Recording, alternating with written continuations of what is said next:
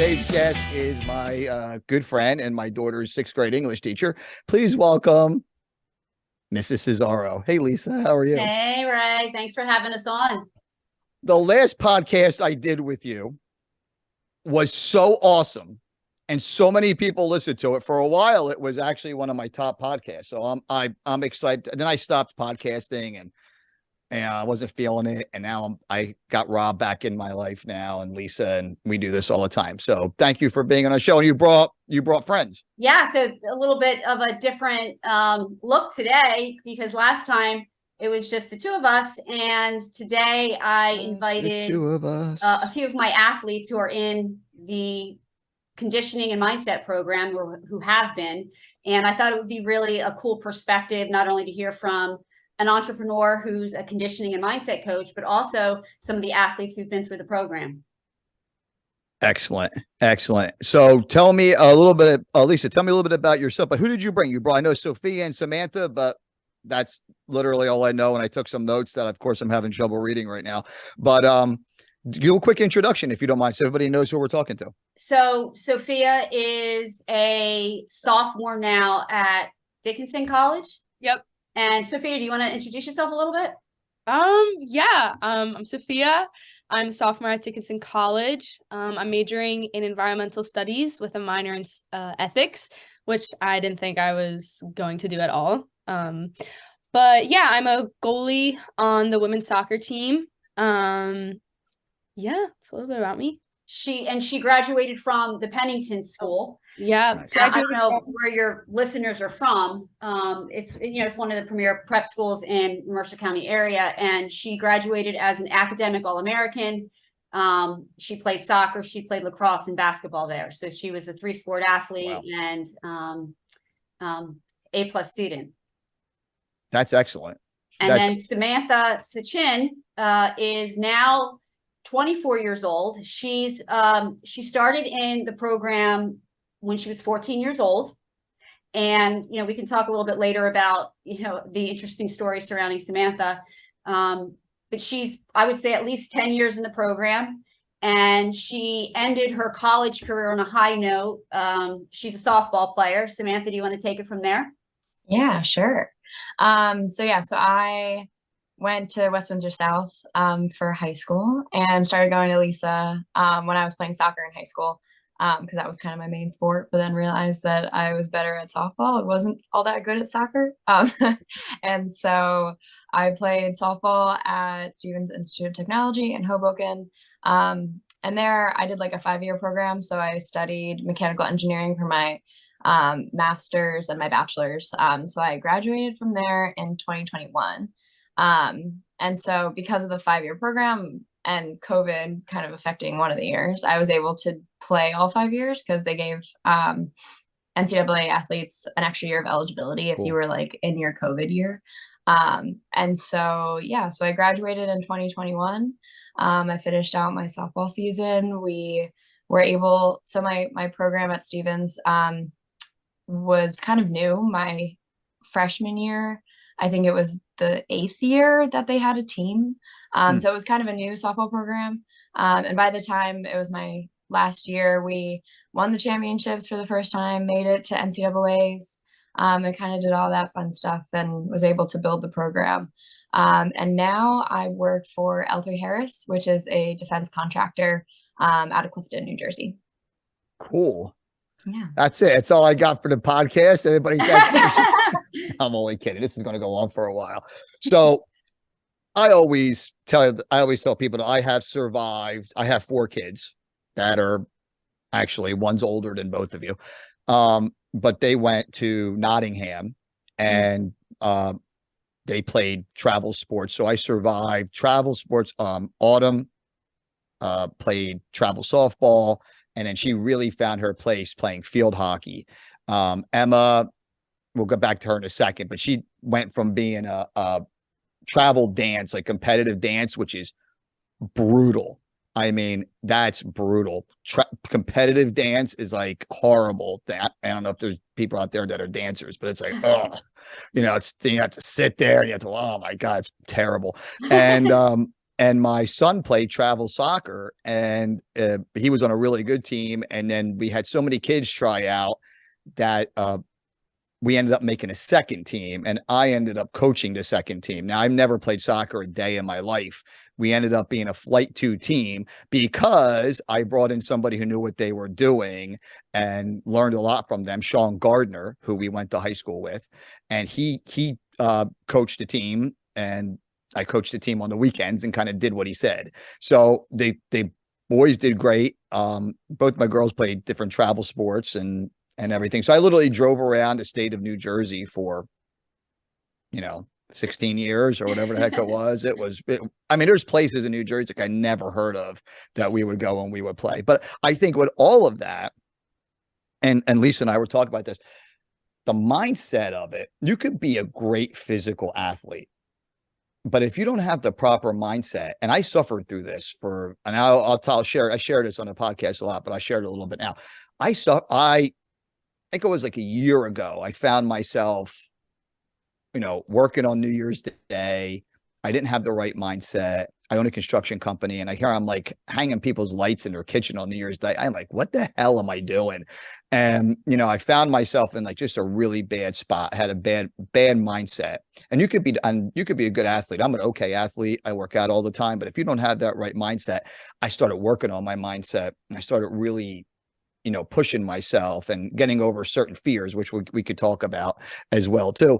And that brought me to like the next level. So this year I'm doing all kinds of crazy stuff, which Rob is going to film. We'll talk about it as the podcast goes on, which is going to be a lot of fun. But Lisa, Autumn was afraid to train with you. Like Autumn's a really good athlete, but Anybody else in the room? Autumn was like, Say hi. yeah. Autumn was like, oh hell no. She's like, she went like one time, and she's like, please don't make me do this. And I was like, all right, like I won't make you do it.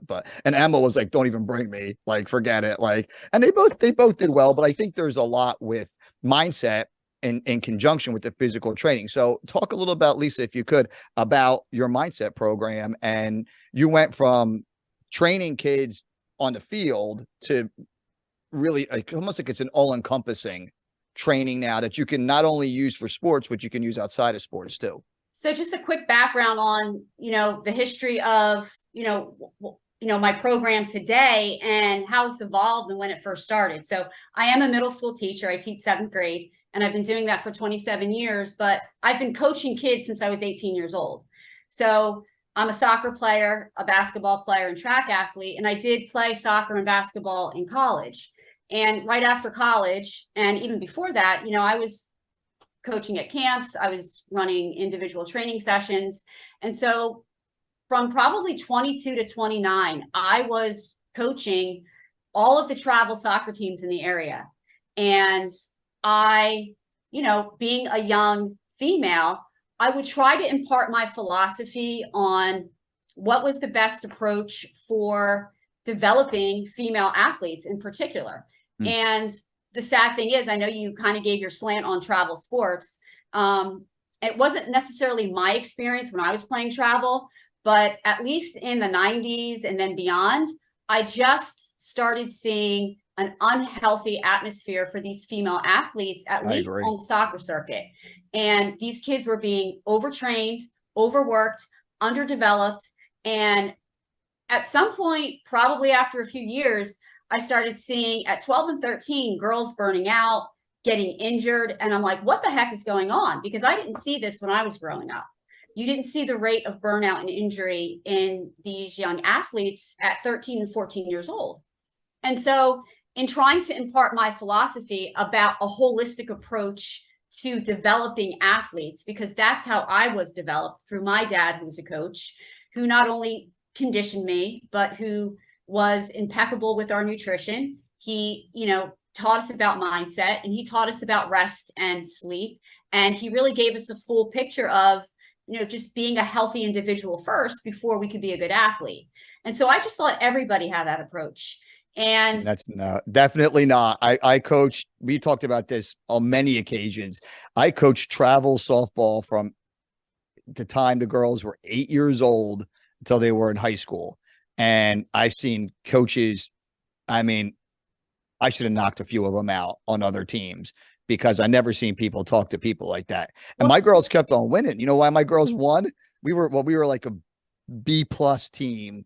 They won because here's my philosophy. You know what you have to do. I'm not going to yell at you.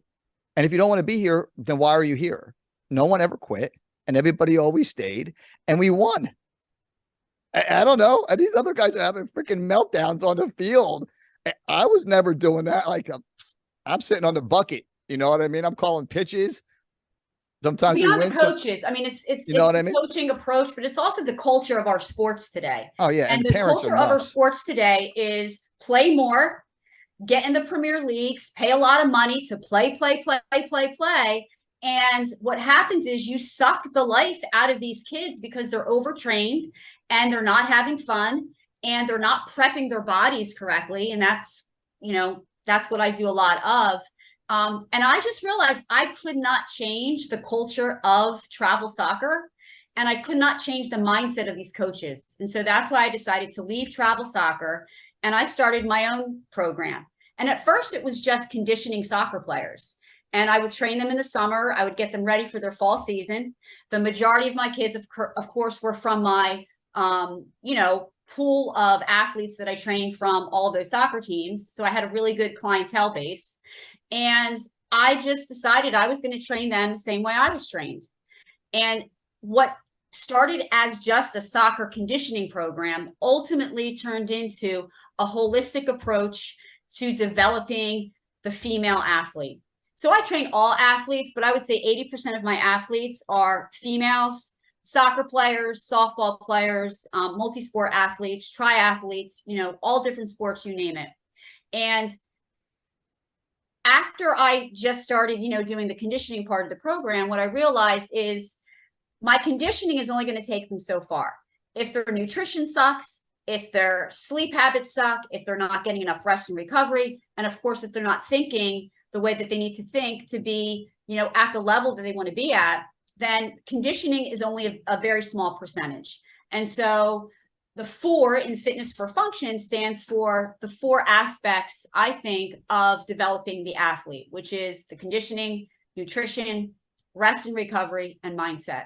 And so besides giving them what I had a foundation in, I had to do my own research. I had to get my certifications, and I had to learn more about all of those areas so I could really get my kids to where they wanted to be and maintain that. So as you know, and my girls can attest to this, your conditioning is such a small part of really who your success as an athlete. If you're not supporting it with all of those other human factors, like your sleep, like your nutrition, like your stress and your mindset, you're only going to go so far in your sport, and you're going to burn out, you're going to get injured, and you're not going to have that longevity. So here we are 27 years later, and it really is a holistic approach to conditioning and to developing the athlete. And the one area that I think I separate myself from all the other conditioning programs, because there's a lot of them out there, is I do have a systematized approach to mindset. And I make sure that when you enter my program, you are not just getting the conditioning, you are also being trained in the mindset part of who you are as an athlete and a person, because you can be skilled and you can be well conditioned, but if you can't access all of that skill and conditioning because you don't have a certain frame of thinking and a certain way of thinking and feeling and habits and routines, then you're not going to be able to access all of that amazing skill set and knowledge and conditioning that you're working so hard to build. So I'm going to go to Samantha with this, because you can talk about your college coach now because you graduated, right? I did. Yeah. All right. So I'm not going to put Samantha on the spot, or Sophia on the spot rather, because she'll be like the 3rd goalie after the conversation. We don't want that. But did you know, like, you survived Coach Lisa? And you went through all of that. You took some of that with you. Did you notice a difference in how you were coached in college? Is it Division III or Division I? Division III. All right. Did you notice a difference of how you were coached by a college coach versus how you were coached, in travel or in high school? And did you also notice, or did you also take some of the things like this, like I'm a routine guy and I really want to talk about that, like some of the things that Lisa has brought, you going through her program for a long period of time? Yeah, for sure. So I would say that across the board, the coaches that I had outside of Lisa, were since softball's so skills based, not as much like running up and down the field. Like you don't have to be in like phenomenal shape to play softball. And so it's so skills based that the coaches tend to kind of micro focus on that. How you hit the ball, how you field the ball, like the strategy behind it, especially since there are so many different moving parts. And especially in college, we had one head coach. Well, so I was recruited by one coach, and then after my freshman year, she left. And then the next 4 years, I had this other coach, and she was great, but it's hard when you're a head coach because you have to coach hitting, you have to coach infield, you have to coach outfield, you have to coach pitchers and catchers. And so there's so many different moving parts that it's hard for a head coach to do all of that and then do mindset. And so mindset usually gets thrown into the back. So, and that was kind of a place where my coach in college was really great, was because she let me and my fellow co-captain kind of have free reign of how we want to build the culture of the team, how we want to build that aspect.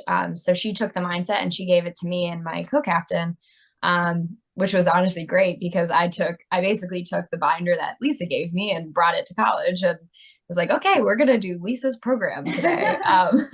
That's awesome. And it was phenomenal. And we built a motto, we built a winning mindset, but a winning mindset in such a way that it didn't come at the cost of your grades. It didn't come at the cost of your health and your sleep. Because at the end of the day, we all love softball. We're all playing great softball, but softball's not a professional sport. We're a D3 team. So at the end of the day, what matters is your mental health, your physical health, and your grades. And when you do all of that together, the nice thing is that you also end up winning too, because once all of that is stable, you're able to also focus on softball, which is good. See, softball is interesting because you hit the nail on the head. It's a real skill based, like you can be the best runner. That'll help you, but it's not like that'll help you in soccer. That'll help you in lacrosse. You know what I mean? That'll help you in that sport, but it helps you. We have girls that are like really great runners. But we bring them on the team to be base runners. They're pinch runners. But I will say that Samantha had the school record for the amount of most stolen bases. Well, when you go to Lisa, you end up being a good runner too. Oh, I'm sure. Absolutely. But that's what I think is interesting. And then you also hit the nail on the head with, it's not just about like, you don't just go to the gym to lift weights. You go to the gym to get into a better state of mental health. For sure. And, I had a conversation with someone yesterday that told me that I use trigger words like men's mental health. Right. Yeah. And I said, it's the truth. I said, I go to the gym because it makes me not only feel good physically, but it makes me feel good mentally. It's endorphins. It's endorphin. Yeah. It's curated mental health. It's and a lot of people like this other person that I had this debate with yesterday. I was like, we call me whatever you want. I was like, if a woman goes to the gym, I'm not a woman. I'm sure she feels the same way. If you go hit 100 balls in the cage or drive 100 golf balls or do whatever, it makes you like, I don't answer the phone when I'm in the gym. My phone rings incessantly all day long. These people drive me freaking nuts. And or text. I don't answer. All I do is I put music on, whatever I'm listening to that day. And it's like an hour of that's what I need mentally. Now, with Sophia, my son was a goalie for many years, and then he switched to defense. That is the hardest.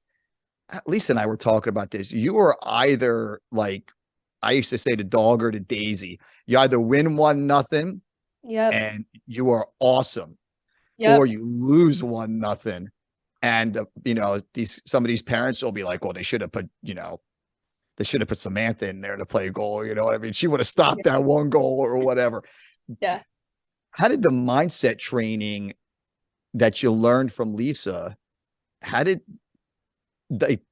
do you ever use that? Like, does that, like, whether you're winning or losing, are you ever like, all right, this is how I should be thinking about? Because Dickinson is what? That's a Division III school or Division I school? Division III. All right. So where is that anyway? It's in Carlisle, PA. It's like about 30 minutes from like Harrisburg, Mechanicsburg area. Yeah. And I know my friend Mike Harchek. I know exactly where that is. Yeah. Don't you live near there? I don't want to give it out. I live in Middletown, so I'm like 15 minutes outside of Hershey. I'm 20 minutes outside of Harrisburg. I live right near the airport. Oh, okay. Yeah. That's in case she has to make a quick escape. Exactly. Exactly. And this podcast is so serious right now. But do you use these tools? Do you use these things where you're like, shit, like I could have easily stopped that, or I went left, I should have gone right, or how did I do that? Or man, that was the best save of my entire life. You know what I mean? Or no, definitely. When it's a funny story. So I didn't play goalie until I was a sophomore in high school. I was a field player. I was a forward. I always have been ever since I was like 5 years old, 7 years old, playing club and travel and all that stuff. I'm sure as like, it's super busy and competitive. But so our freshman goalie, she was U.S. women's national team. She went to camps. She went to Florida State. She just committed to Texas. So she's insane. She's like awesome. And so she left going into my sophomore year. And our coaches were like, Soph, like, you're an athletic kid. You play basketball. Like, you can catch the ball. Like, here we go. Try it out. So I was like, okay. So I was a complete disaster. If you talk to my dad, he loves telling the story. Like, the first game, Gianna was actually my center back, and we let in like the first goal, and I just started crying because I was like just a complete mess, and it was just such a different side of the game. I didn't know it at all because I was like used to scoring the goals, not saving them. So it was just like a complete like 180. But I survived throughout high school somehow. I was definitely not mentally strong. I wasn't really confident in myself. I talked really badly to myself. Like when I made a mistake, I'd be like, oh my gosh, Soph, like you should have done this better. You should have done that better. Like I'm a perfectionist, but Lisa has helped me with that, with training and just games and stuff like that. So definitely throughout high school, I was really hard on myself in every sport I played, like basketball and lacrosse. Like if I missed a wide open layup, I was like, Sophia, like, why? That's so easy. Like, why did you do that? Like, I just really talked badly to myself. And I definitely think that transferred to my confidence and also like consistency, especially with basketball. It's just such a completely different game with soccer because you only get so many shots. But with basketball, it's like really fast paced, and same with lacrosse. Like this switch of attack and defense is just so different. But I started doing Lisa when I was going into my freshman year in college, and Gianna actually introduced me to her. I saw they did like a podcast interview thing, and I was like, oh my gosh, I need this for college, especially going to like the next level. Like it's completely different to high school. And I was like, Mom, like I really should start doing Lisa. And like I had my interview with Lisa, and I just remember your discovery call. Yes, my discovery call. And I discovered I talked really badly about myself. But yeah, it was just going to her like that summer going into freshman year, like just completely changed my outlook and mindset. Cause like Samantha said, you don't really have that like in club and even like throughout high school and like in college, how she changed her program. Like it's not really that talked about. So going into Lisa and like just, it really opened up my eyes. Like, it's really funny. I have like all my folders like still in my room, and like I take it to college with me. And definitely the one tip or couple tips that I have been using is journaling every day after like a training session, game, practice, like whatever, just getting like my thoughts down. Definitely that has helped. And my affirmations, they're on my wall in my dorm, my affirmations that I wrote in August and the year before that. So I still have those affirmations up. So definitely it has helped me so much just with my overall confidence, I think, as a player, and also just as a person, just those little tools that I didn't even know that I needed. What about the mistake ritual? Because that's a huge one for keepers, because that's something that you can really bite into after you're scored upon, or you know, you're having a bad game. Yeah, so Lisa and we came up with a ritual. I kind of had like a little bit of one, but I remember I was like, oh, sometimes I'll spit in my gloves and sometimes I'll like clap them. And Lisa was like, no, you need to have one that you do every single time because it like triggers something in your brain. And I was like, wow, I just never thought of it like that. So my ritual now, like usually, like obviously I've been scored on, but usually what I do is that I'll spit in my gloves, I'll rub them, and then I'll clap, and then I'm like, okay, the goal went in, whatever, but now it's time to get back to business. Mistakes happen, everybody makes them. So definitely, especially for the keeper position, having that like mistake ritual just triggers my brain to be like, okay, like move on. Don't go back into that negative loop of talking badly to yourself like how I did in high school. What's the very first thing you do though, even before you say your reset word? What's the very first thing that you do to reset your nervous system? I keep my shoulders back, my chest up, head high, and breathe. Big breath.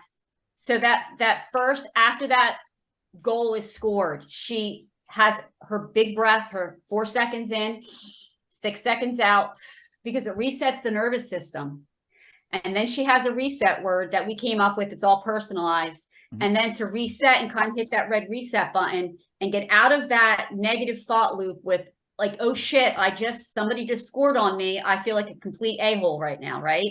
Because that's where kids go. When they make a mistake, what happens is, whether it's in goal, whether it's they struck out, whether it's Gianna, she took a PK and she missed, or she's on the bench. Poor Gianna, she just got on the podcast and she's like, the hell's going on? You guys are already picking Come on, Lisa. Hooray. Come on. Hey, girl. Hi, guys. How are you? Sorry Right, for being late. I had no connection. No, That's okay. You're lucky. You're skiing in Vermont. We're all stuck in Jersey right now. So, but you hit on right when you were talking about being in that funk, being in that rut, right? And you didn't know what was going on in your head. What was going on in your head was the negative thought loop. It was this thought that you were perseverating on. And for you, that was, that was a long period of time. For Sophia, it's a matter of, seconds after she gets scored on. And kids get caught in that negative thought loop where the thought is usually, to some degree or another, I suck, I'm a failure, I'm not good enough. What am I doing here hanging lights on New Year's Day? And you get caught in that negative thought.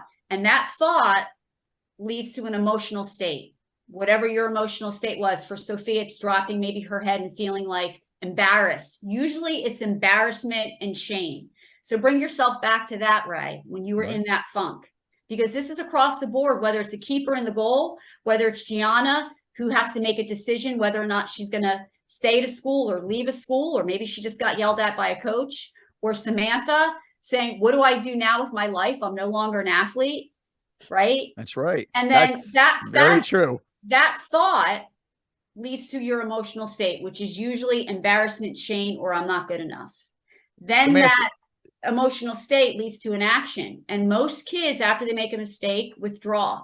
Men might be different in the way that they act after that emotion. It could be anger. It could be an outburst. For girls, they withdraw a lot of times. Right. They hang their head. Their body language is different. And then that leads to a result. That is called the tier, the negative thought loop that we get in after a circumstance happens, like a mistake or failure. The way that you get out of that thought loop is you have to insert a new thought. It is not the circumstance. It is not hanging the lights on New Year's Day. It's not the goal getting scored. It's not striking out. That's neutral. Those circumstances are neutral. And I teach kids that mistake set you up for the big win. If you look at your circumstances neutral, but you can control the next thought, that thought will set you up to be in the present moment. And when you are in the present moment, you are playing at your best, you're performing at your best, and you're feeling your best, because that present moment thought, you cannot go backwards and live in that regret. and you don't have to look forwards and live in the anxiety of what happens next. It keeps you right here centered. And that's what kids aren't being taught. They're not being taught what is going on in their minds. And you're not, we're not being taught that as adults when we're having these emotions because we think the circumstance has us down. It's not, it's the thought. When one thing you said this, and also Sophia said this too, was female perfectionism. And I survived that with Autumn and Emma, really with Autumn. I mean, she's next level, that every moment of everything has to be 100% perfect. And it took a while to like, hey, you know what? You struck out. It's okay. It's not the end of the world. I'm a lot like that too, which is probably why I have so many kitchen and bathroom clients, because they know they're going to get the absolute like I'm like obsessive when it comes to that stuff. But you try so hard to be perfect, you're never going to be perfect. No matter how hard you try. You know what I mean? Never, ever. And you try to get as close to it as you can. Now, for me, after sports, after things that for me, and Samantha, you're significantly younger than me, but you could think about this too. I started finding things as a guy. We have to find things that are difficult to do. That's what guys need. So whether it's lifting a heavy weight or doing something, my new thing now is, I know my Lisa is going to tell me how crazy I am, but I am hiking part of the Appalachian Trail in April. And I also just signed up for a 25K mountain race, which is going to be exciting in August. And I actually have a trainer who was one of our guests on the podcast, Carrie Mandel. And I start on the 18th of January, but she texts me now, like, what did you do tonight at the gym? Kind of stuff. Or here's prep things that you should do before you even train. And I work out 6 days a week. I'm afraid of her. And I'm afraid of but my mindset is I have to do these hard things. You know what I mean? Because it makes me feel better. So doing hard things is different than perfectionism. Yeah, it is. But I'm trying to not do I know I'm not going to be perfect at running the Appalachian Trail. But my mind tells immediately, the immediate thing I signed up for this race today. The immediate thing I looked at was guys in the 50+ category who won, what was their time, and I'm going to smoke this guy when I get there. It's just how I think. I can't like, not stop thinking like that. So I guess let me ask you this, Ray, and the girls. So if you do feel like your daughters have these perfectionistic tendencies, or even you, most people confuse perfectionism with, okay, well, I have high standards, and that's not true. High standards are different than unrealistic standards. And when you are perfectionistic and you have these unrealistic standards, they don't help you with your goals. They get in the way of your goals. And so that's what you have to really kind of balance, like, how I'm thinking to this perfectionistic degree, or these traits, are they stopping me from reaching my goals, or are they helping me reach my goals? So Right. What tool or strategy did you give your girls if you felt like they were, having meltdowns? The one who was, I forget which one, I think you said Autumn. Autumn is more of a breaking out, perfectionist. Because one of the traits, one of the ways that it shows up is through emotional meltdowns. You see kids with those emotional meltdowns, at the core of it is perfectionism, or at least, tendencies. So what tool or strategy are you using, or did you give your girls? Because there is a tool or a strategy to work through that. Well, I could tell you what fascinates me, and I've always used, and I teach it, I meditate. And I'm really into, when you were talking about breathing, breathing in for 4, exhaling for 6. I do box breathing. So I breathe in for 4, I hold it for 4, I breathe out for 4, I hold it for 4, and I do that over and over again. And I really got into that when COVID started, when everybody was nuts about COVID. So how does that help? So does that, it do you feel resets? that helps you, it resets you for for feeling stressed. But Absolutely. those high standards are still there. The standards are still there, but they become less important than calming down, lowering my heart rate, relaxing, take a deep breath, put yourself in the present moment, right? That takes away all of, to me at least anyway, I don't need to do this perfectly. This tile that I'm putting, my guy Sergio is putting all this tile on this wall, and that one that's a millimeter off, I'm not going to rip all the tile off the wall to fix that tile. I'm going to take a deep breath. I'm going to be in the moment. It's going to look perfect. The client's going to be happy. And breathing people don't realize the importance of it. That really made a big difference. And the other thing that I like that you guys do is this mistake ritual, that when you do make a mistake, it helps you to reset. And breathing was part of that, but also you had other little things. I go like this, and I didn't realize it was a mistake ritual. Like, I'm really into, like, I wear the shit out of these pens. Like, I really, really do. Do you And have I a think reset word? wearing the shit out of these pens or mistake ritual. Well, do you have a reset word? I don't, but now I want one Should, because that reset word is that new thought that you're inserting That's instead of interesting. the other thought. But that's interesting. But I don't know, maybe the girls can talk about, do any of you feel like you've dealt with perfectionism or So I want to real quick, but I'm gonna cut you guys off. We have Gianna on, who's maybe calling directly from the Alps. But just say a couple of things about yourself, because we know a lot about Sophia and Samantha, and we don't know much about you.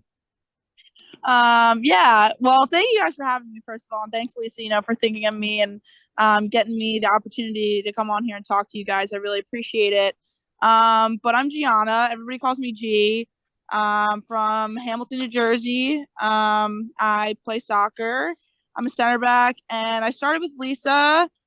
I want to say like 2 or 3 years ago. I think it's been quite a bit of time now, but my mom actually my mom's very good friends with Lisa. They're both teachers in Hamilton, and my mom actually showed me a picture on Lisa's Facebook page and said, "Oh my God, Gianna, she's one of the best trainers around. Do you see how ripped she is?" Nice. And I was like, and mind you, like, I've gone through, I don't even know, like 4 or 5 trainers, and I was like, not like loving really my, training. I thought I was getting like too bulky and too, focused on weightlifting, and Lisa was just, the perfect fit for me, whether when it came to balancing that mental piece of the game and also the physical piece. She didn't really, put me under a weight rack and tell me to squat 300 pounds. Like, she was so focused on my like holistic movement. I've never had a trainer who did that before. So, I texted Lisa, I want to say like a couple months ago, when I was, Lisa alluded to it earlier, but the struggle of transferring schools. And I sent Lisa this text, and I was like, being a little sappy, but I was like, I've never had a trainer transform me, not only physically, but mentally. And I, accredit a lot of my success of my junior season to you, because I've never had a trainer who cared as much about me, like as a person rather than just a performer, than Lisa did. So honestly, like, not saying this because she's on the podcast to tell anyone. I actually got Sophia to go to Lisa because of how many amazing things I had to say about her. And obviously Sophia stuck around. So I guess, Lisa did a pretty good job, but she's the best of the best. And I really do talk to everyone in Hamilton and, the New Jersey area that she's the place to be. I've never felt so good about myself when it came to like who I am as a person and a player before I met Lisa. So I owe a lot of my success to her, and she was really there for me when I was, transferring schools. I was honestly the most like emotional path and roller coaster I've been on, but for the most part, my family and friends, of course, are there for me, but I feel like Lisa's like my therapist and my trainer all in one. But she's the best. We all love her. And, I could boast about Lisa for hours. Wow. But yeah. Gianna, where do you play in college, or are you still in high school? Yeah, so I played at the University of Richmond for my undergrad, and I just transferred, I don't know, like 3 months ago for my graduate year, and I'm going to the University of Maryland and taking my 5th year of eligibility. Wow. Cool. Very cool. D1, University of Maryland. Oh yeah. There you go. My co-host Lisa, who's been quiet, I have to ask you this question now, which is important. You were in the Air Force. Did you Yeah. get any mindset training when you were in basic training? Was that ever No, like? no. Wow. Thank you. Thank you. Not even a little bit. The most now I think I told you this previously, right? But just for the women on here, prior to me entering, because I joined in 2009, there was a lot of sex scandals that came about like maybe a year after I'd already been in. So my TI was male, which there's nothing wrong with that, but there sometimes, when there's 60 plus girls, there's not a lot of camaraderie with one male TI. So you want to have someone you can trust. So that can be on the offset difficult. Secondly, on Sundays, they leave you alone because that's, go deal with God. Now, that was probably the only kind of mental health kind of relief that we had. And, that's where the chaplain would come in for whatever kind of religious belief. But as a former soccer player, and as somebody who's been in the military, I'm very more spiritual and holistic now than I ever was. And I wish I had that. I wish I had that support. I mean, yeah, I had that support in like family and like immediate friends, but never in a coach or in a leader. So it's really beautiful, the whole thing. And Lisa, that's an amazing thing you do. Thank you. Absolutely. I mean, I have these athletes who, and a huge part of it is, do you want something better for yourself, and are you willing to put in the work?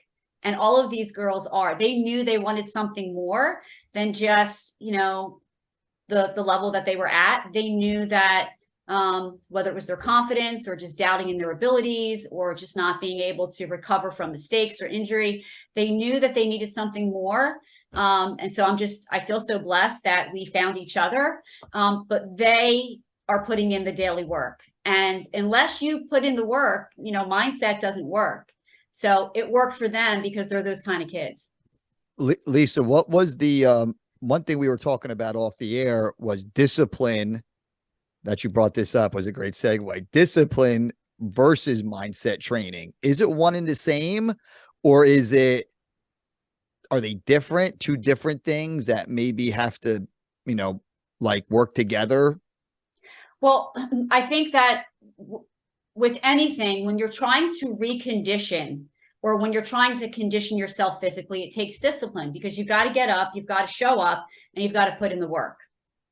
And with mindset, it's the same thing. You're just conditioning your mind. Conditioning only means training it over and over again to get a certain effect. And that takes repetition. So repetition and consistency, yes, that takes discipline. But I think maybe what you're asking is, I know lots of disciplined athletes, and I know these girls know lots of disciplined athletes that are only here and they can't get here because the physical discipline is what they're focusing on versus maybe the mental discipline. So yeah, you can be disciplined physically and put in a lot of reps and put in a lot of work, but you're still not getting to where you want to get because you're not training your mind to think the way it needs to think. And most of the way our mind has been conditioned is through negative thinking and part of that's necessary because that's our old brain that's in survival mode, protecting us from dying. So we do need to run negative thoughts. We just don't need to run them as much as we think we need to run them. We're not always living in survival mode, being chased by a saber-toothed tiger or having to, run from some guy chasing us down the street. Where most of us are living is we're in fear of failure. We're in fear of other people's judgment. And I know every single one of these girls had talked about that fear that they had, disappointing people, being judged by people. And they just didn't know how to overcome that. So I think it's both, but I think people think that if you don't have a strong mindset, you're not disciplined. And I don't think that's true. I just think people aren't teaching our youth and athletes, how to access their mind for better performance. They're just not teaching them how to do it. And I don't know, girls, how much discipline does it take to really change your mindset? I actually want to ask the girls something as well, just because you all are a little bit younger than me, and just based on the training Lisa's provided you and based on kind of the healthy mindset, I always like to ask this question because I feel like it's my specialty in a way. Did media in any way influence, like following other college athletes, following other kind of superstar athletes? Did that have a negative impact on you that you had to overcome? So I can take this one. Okay. Well, first to Lisa's point of discipline, I think it definitely takes a ton of discipline to go through physical and mental training, but I think it's more tangible to go to like see the physical discipline, like, okay, don't pick up the soda, or okay, go to bed at 10 and drink like 4 bottles of water. It's a lot more tangible, but the mental discipline is something that like no one, including yourself, can see. So that's harder to hold yourself accountable, because like Lisa can hold me accountable if I walk in and I'm tired. That's someone else who can hold you accountable for your physical discipline, but for your mental discipline, that's just on you. And so that's hard. But that makes the most difference. And then it also takes discipline. To me, I think it kind of depends about social media. Because I do like follow people who are inspiring and really great to listen to, but sometimes that like you just end up in a vortex of, oh my God, why am I not like them? Or like, why am I sitting here on my couch when I should be making a guava smoothie that will detox my body? Nice. And so sometimes it's good because like Trevor Moab was someone that Lisa kind of introduced us to, and that's like listening to inspirational speakers is really great. Or like I remember Gianna and I did Lisa like midst COVID. And so we were like the only people who talked. They were my only like human interaction. And so but something that was really great was waking up. I don't even know if you guys did this, but you wake up and you listen to like a 5-minute breathing meditation. And that's like, I don't even consider that social media, but it was some way that like I was like on my phone first thing in the morning, but I put on this like breathing meditation for 5 minutes and then put my phone down and like woke up doing a breathing meditation, which I honestly still use sometimes, which is great. But social media to me has had a negative impact, because it kind of sets those perfectionist, unrealistic expectations. But I'd say I find that if it is more like I'm listening to it rather than seeing it, it's better because I'm not making direct comparisons with myself and someone who probably edited themselves anyway.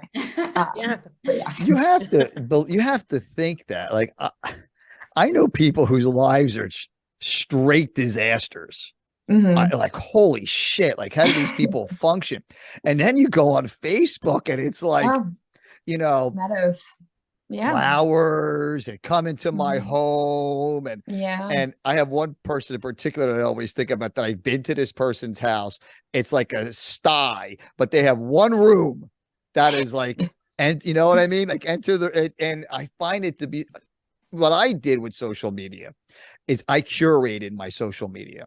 So I love TikTok. I'm not embarrassed to say, absolutely love TikTok. And I follow all their social media too. Facebook, whatever, Instagram, but I'll only look at certain people that I want to follow. So like, I like David Goggins. I like Cameron Haynes. Those are guys that are my age that are out there getting it. And Cameron Haynes runs a marathon every day. That's his running pace.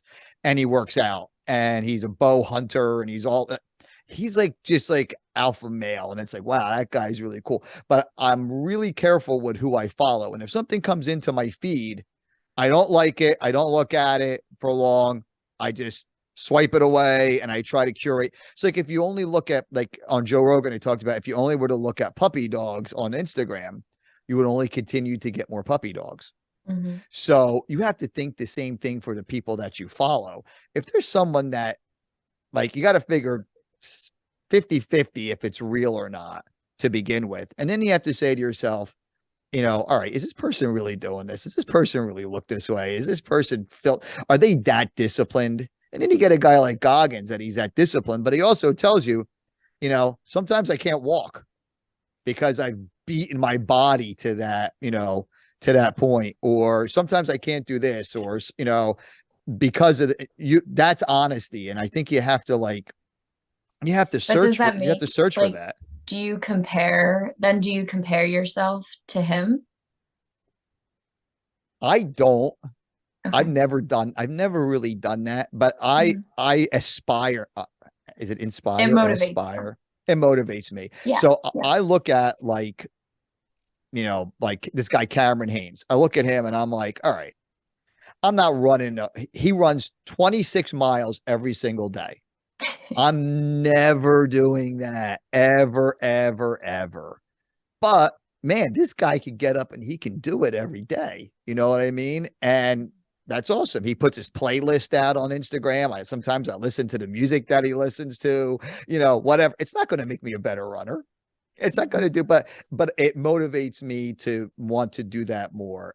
Same thing. I like tiny houses, love tiny houses. So, I've always wanted to build one. I think it's really, really cool. So I have a lot of that in my feed. And that's where and this all started with COVID for me. When COVID started, I had all these psychopaths from the president to Fauci to, it made me ill. It physically made me sick. And I worked through COVID. So like that really disturbed me, where I was like, oh my God, I'm leaving the house. I could die. You know what I mean? But then when I cut all of that out of my life, I mentally, it was better. And so you have to think, who are you following? You know, like Lisa, for example. Lisa, who do you follow on social media, and who's your mentor? Well, I mean, I actually follow David Goggins too, but I actually try to stay off of social media as much as I can. Just because I think that, and Samantha hit it on the head, you know, there's two ways that you can look at these people that you're following, who are, you know, in your energy flow during the day. You can either be inspired by them and aspire to be like them and be motivated, or you can compare yourself and feel worse about yourself. So I guess it really depends, you know, how are these people making you feel? And what are you getting out of it? Ultimately, what are you getting out of following these people? So, you know, I have a lot of, you know, people on the mindset front that I follow, you know, people who are conditioning coaches, who train youth athletes. You have to pick and choose because there is a lot of garbage out there. So, it depends on what phase of my life I'm in and what is it that I want to train up in myself so I can help other people. So I would say there's a lot on the mindset front that I follow. And it's a lot of information. Sometimes it's too much information and then you kind of like, you know, short circuit. So I think you do have to be careful in what you're listening to, who you follow, and just kind of have a balance with that. But it's always asking, are these people that I'm following and what I'm looking at throughout the day, am I feeling inspired, or am I feeling like I'm comparing and feeling worse about myself?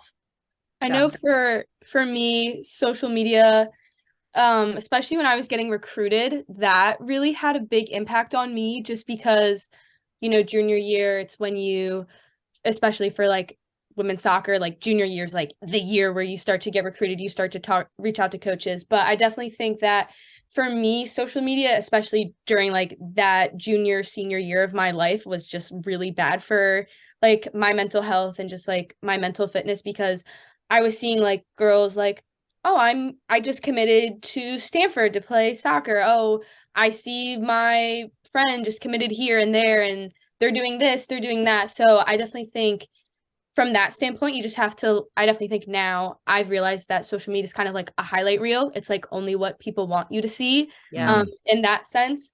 So, I mean, in the moment, like looking back like 2 years ago, I was like, oh my God, like they're going here, I'm not doing anything.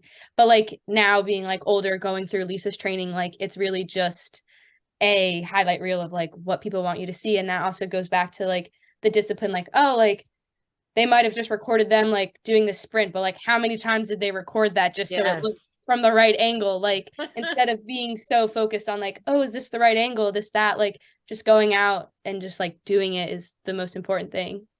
Sophia, I have to, I wanted to say it, Lisa, when you were talking earlier, but Sophia, you really hit the nail on the head. Like, it's, you know, yeah, it's discipline. It's about discipline and willpower. These people have the willpower and discipline to be putting all that time and energy to editing the video or editing the post or how to deceive people. So yeah, that you guys are, you guys all have a good positive head on your shoulder. That's awesome. So also, like, just to add to both y'all's points, I think being a college athlete in the world of social media just becomes progressively like more difficult, I think. Like for example, I went from a mid-major Division I school to, you know, a Power 5 school.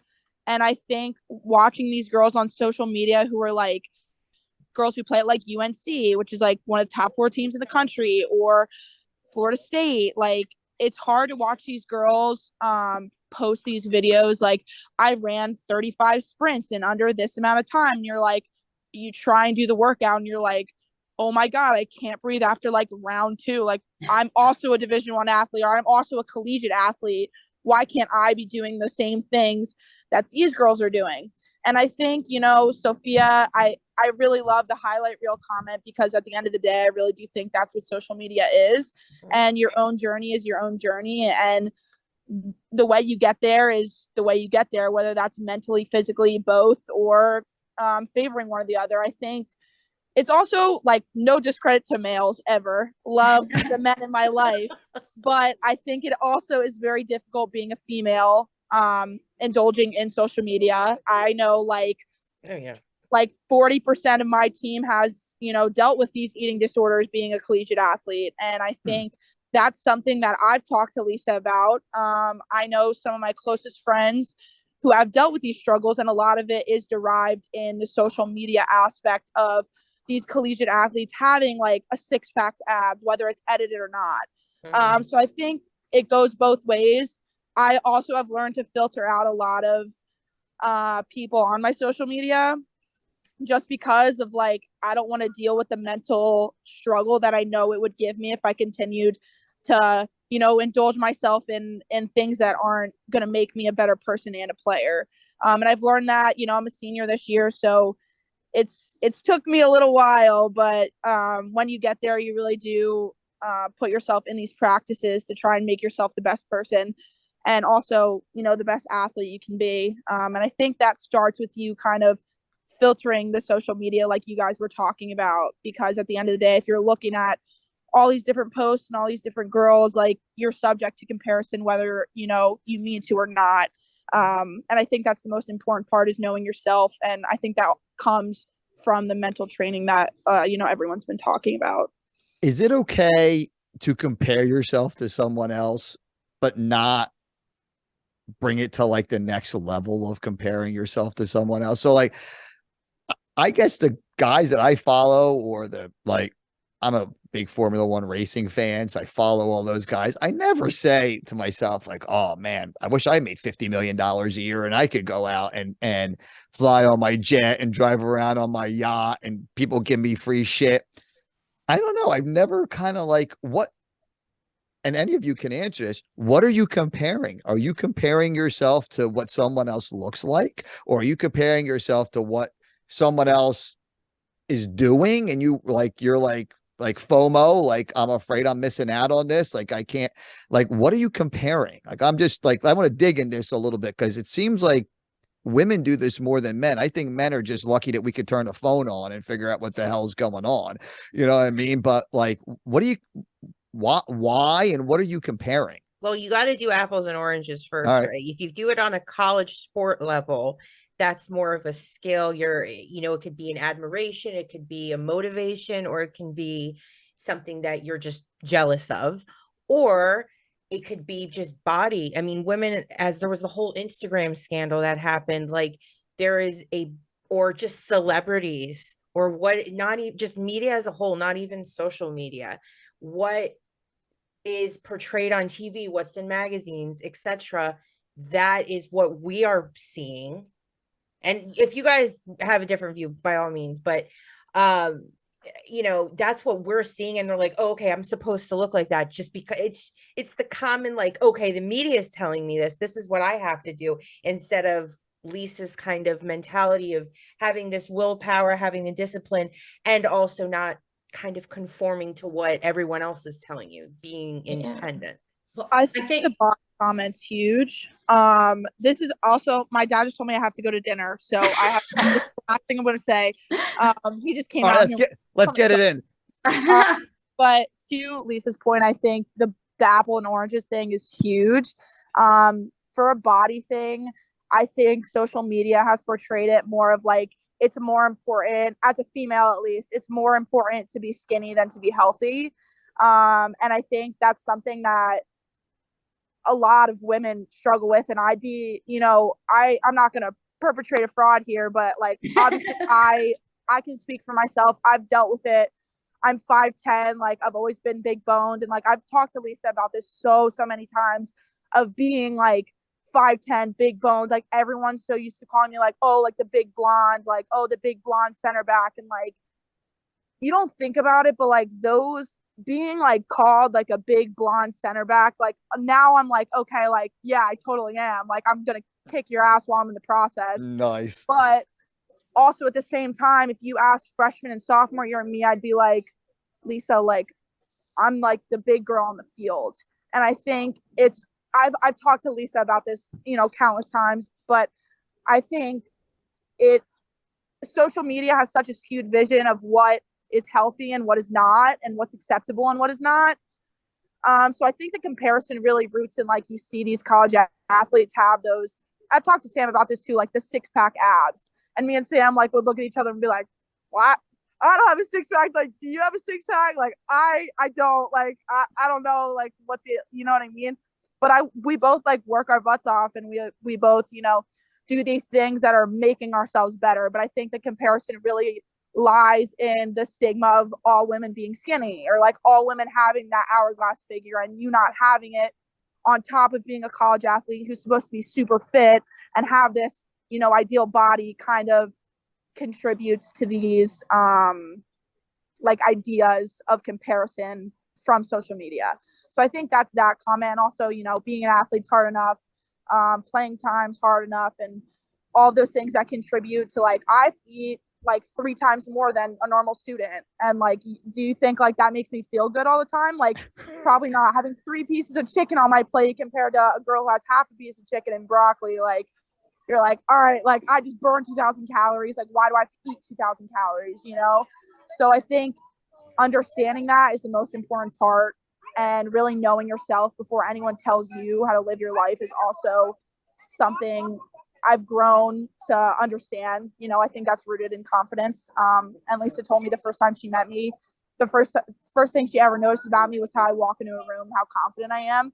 But if you saw like 11th, 12th grade me, or like even freshman year in college, like I wasn't that girl. And I think it does come with filtering your social media, and also like the people you surround yourself with has such a huge impact on who you are as a person. You can say, you can say this person's not like me, this person's not like me.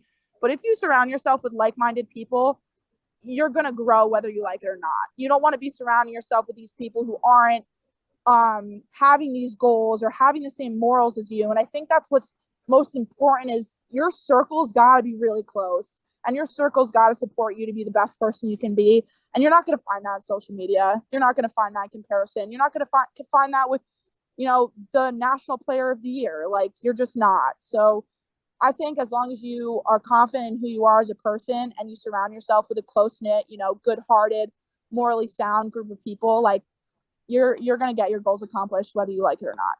Before you go, G, because that was beautiful. So good girl. Damn, these girls are smart. I know, right? So just to the comparison point, first of all, it is in our DNA to compare ourselves because we're constantly assessing situations because that's what we do as human beings. But this is, you guys will remember this, and it's a sign I give them on day one when they come into the program. First of all, when you compare yourself, you diminish your own greatness. And that's a mantra that we have. Every time you compare yourself, you diminish your own greatness. But the first day when they come in, girls, and Ray can answer this and so can Lisa, what does the number 400 trillion to 1, what does that ratio represent? Nobody can answer but Ray or Lisa. 400 trillion to 1. This is the first thing I nail home when the girls come into the program with their parents. I give them a slide and I'm like, do you think those odds, 400 trillion to 1, are a good ratio or a bad ratio? You I'll have say- 400. Go ahead. I'll say, Lisa, that's the odds of me making a Division I sports team out of high school. They were about 400 trillion to 1. Lisa, I would say that's what that would be. how about you? I would say depends. Like I see it as a glass half empty, glass half full. I mean, it depends. Does if that is what your goal is, or if I don't. What do you think those odds represent? 400 trillion to 1. You getting struck by lightning. You winning the lottery. I was going to say winning the lottery. That's a good one. Yeah, I would say winning the lottery. So it's what's none of the what's above. the answer? The answer, girls, is what? The chances of you being born. 400 trillion to 1 represents the odds of you Wow. being born. And when they step in, inside my house or inside the gym, and they hear that those odds are the odds of them being born, I tell them, you are a goddamn miracle. And the fact that you're here, you took somebody else's spot. The stars lined up and you are here, and you are here to be great. Wow. And every time you compare yourself, you diminish your own greatness. Let's go. And then we start the program. And that's how we start on day one. And they hang that sign in their room. Lisa, Lisa, I got chills of you saying that. Every time you say that, I literally get chills.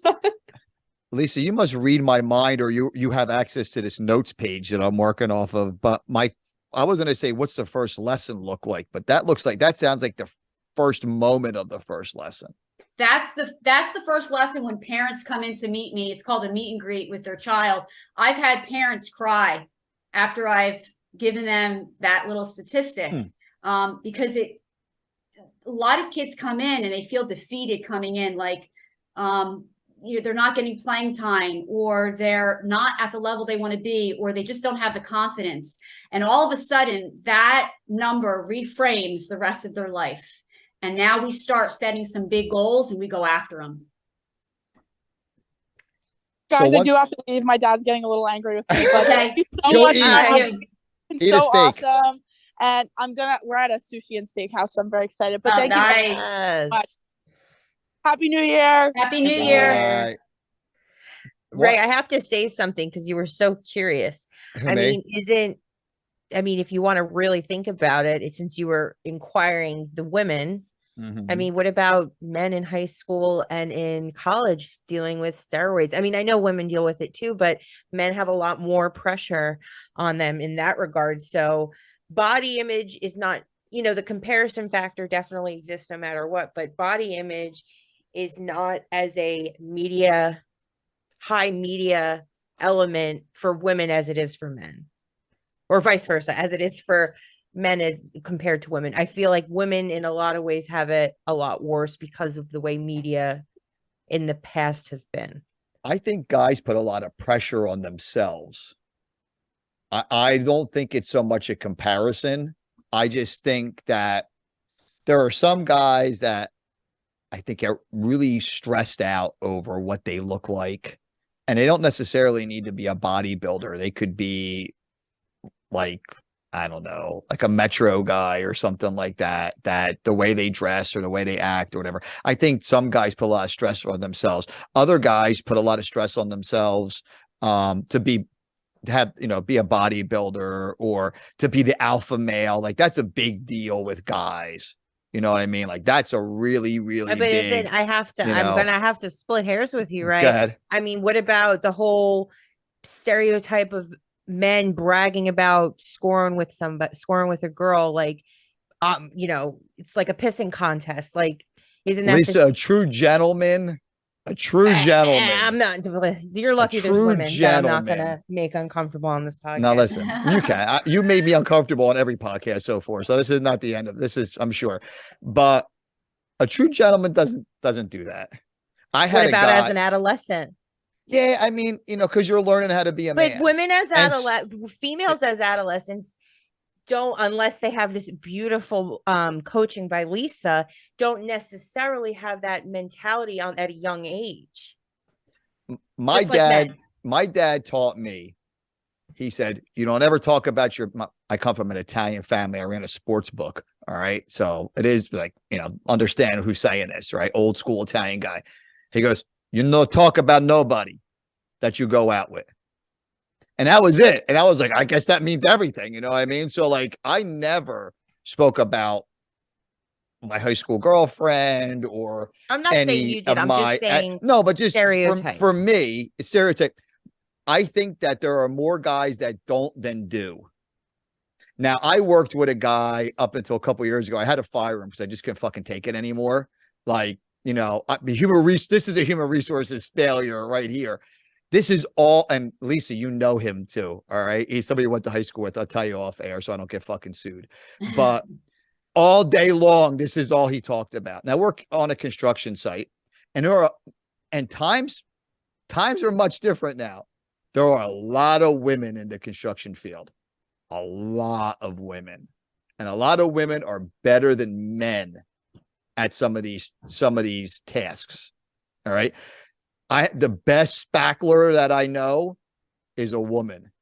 Her name is Jocelyn. She is the best spackling person, woman, man, anywhere. I have guys that won't work with her. I had guys who work with her. I had one particular guy that it was, and eventually I told him, so you have to stop. This is all he talked about.